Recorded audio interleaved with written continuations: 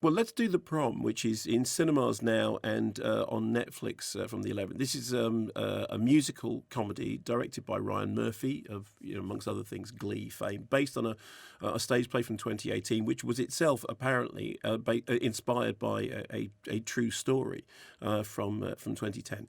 So Meryl Streep is Dee Dee Allen, James Corden is Barry Glickman. They are starring together in a musical production about about Eleanor Roosevelt, who at the beginning we hear Meryl Streep's character saying, "Yes, it's great. Nobody ever talks about her. Nobody's heard of her." But anyway, so she's really fab.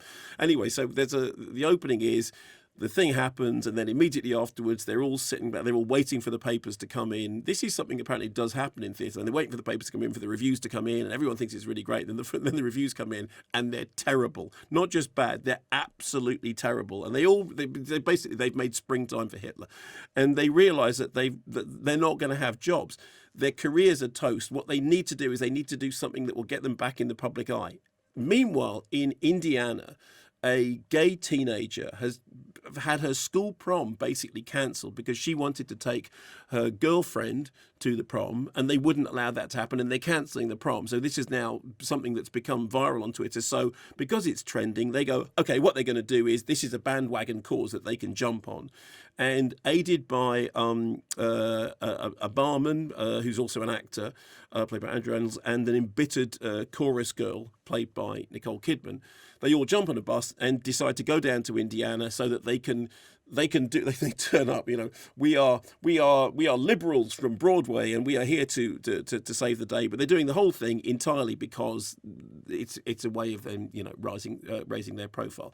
Meanwhile, the principal of the school is played by Keegan-Michael Key, who it turns out is a huge fan of Meryl Streep's character. Now, I went into this with very low expectations for a number of reasons. Firstly, I didn't know anything about the play. I didn't know anything about what it was other than the prom. And I knew that there had been a bit of kind of snipping at James Corden and blah, blah, blah.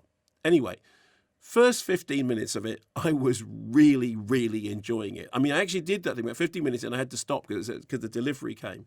And I was watching it with the good lady professor. I went, this is great. We're really enjoying this. I had no idea. Firstly, I didn't even know it was a musical when I went into it. It should be said that the rest of the film doesn't quite live up to the promise of the first 15 minutes. It's got a great first 15 minutes. And then it sort of settles down into being, okay rather than amazing. But it's good fun. There are plenty of laughs and a few chuckles. James Corden, I thought, was very funny. Meryl Streep is Meryl Streep. Nicole Kidman is nicely self-deprecating. And Joel Pellman, who is the teenager that they're going to save as the liberals who arrive from Broadway, actually does a really good job as a character, because one of the gags at the beginning is that they don't know who she is. So they burst into this meeting, they burst into this school meeting, and they go, we're here to save her, but they don't know who she is. There's a great moment quite early on in which Meryl Streep sings this song about how they're all there to do this thing because it's not about me. It's not about me. It is very funny because it's Meryl Streep doing this huge, great big production number about it. It's not about me. It's not about me. Now, so having known nothing about the musical before, having literally not even known that it was a musical before I started watching the film, and having gone in with it's just something I've got to watch because it's in cinemas, then it's on Netflix. As I said, first 15 minutes, I was thinking this is really actually funny, and I think the songs are working well and the performances are really solid. It then settles down and then it becomes kind of okay.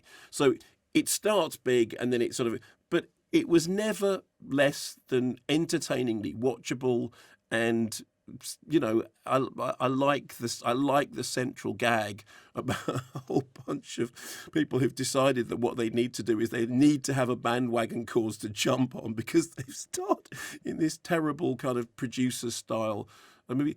I thought it was fun. I thought it was, I enjoyed it. I didn't enjoy all of it as much as I enjoyed the opening 15 minutes. But the opening 15 minutes, I was like, that moment when you're watching a whole bunch of films and something comes along and you suddenly go, oh, great, I can just sit back and enjoy this. I can literally just sit back in my chair and just enjoy myself.